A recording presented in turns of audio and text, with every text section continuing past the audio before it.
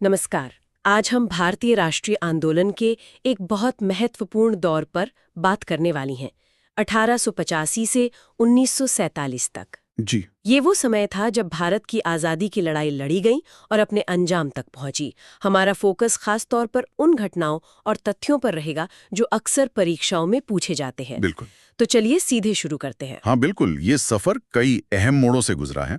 हम कोशिश करेंगे कि समय के हिसाब से मतलब क्रोनोलॉजिकली आगे बढ़ें ठीक है, और जो मुख्य घटनाएं हैं और उनसे जुड़े जरूरी पॉइंट्स उन पर बात करें। तो फिर शुरुआत 1885 से करते हैं। भारतीय राष्ट्रीय कांग्रेस की स्थापना हुई।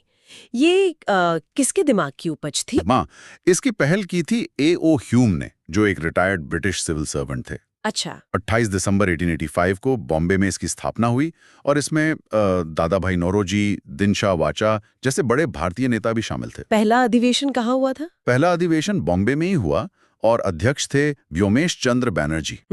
यहाँ दो नाम और याद रखने जरूरी हैं परीक्षाओं के लिहाज से। पहली महिला अध्यक्ष थी एनी बेसेंट। हाँ। और पहली भारतीय महिला अध्यक्ष थी सरोजिनी नायडू। ये अंतर जरूरी है, पहली महिला और पहली भारतीय महिला। ठीक है। जी। तो ये तो हुई शुरुआत। फिर लगभग 20 साल बाद 1905 में एक बड़ी घटना हुई, बंगाल का विभाजन। हाँ, बंगाल विभाजन 1905। कौन थे उस वक्त वाइसरॉय? उस समय वाइसरॉय थे लॉर्ड कर्जन। उन्होंने ही ये विभाजन किया था। ओके। 19 जुलाई 1905 को घोषणा हुई और 16 अक्टूबर 1905 से ये लागू हो गया। कारण क्या बताया गया था? कारण तो प्रशासनिक सुविधा बताया गया था कि बंगाल बहुत बड़ा प्रांत है, शासन चलाना मुश्किल है।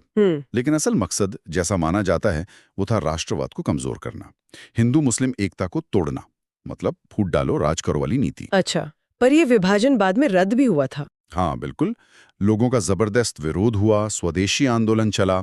इसके चलते 1911 में लॉर्ड हार्डिंग ने इसे रद्द कर दिया। ठीक है। अब विभाजन के ठीक बाद 1906 में मुस्लिम लीग भी बन गई। जी हाँ, 30 दिसंबर 1906 को ढाका में नवाब सलीमुल्लाह खान के नेतृत्व में ऑल इंडिया मुस्लिम लीग की स्थापना हुई। इसका मकसद क्या था? इसका घोषित मकसद था मुसलमानों के राजनीतिक हितों की रक्षा करना।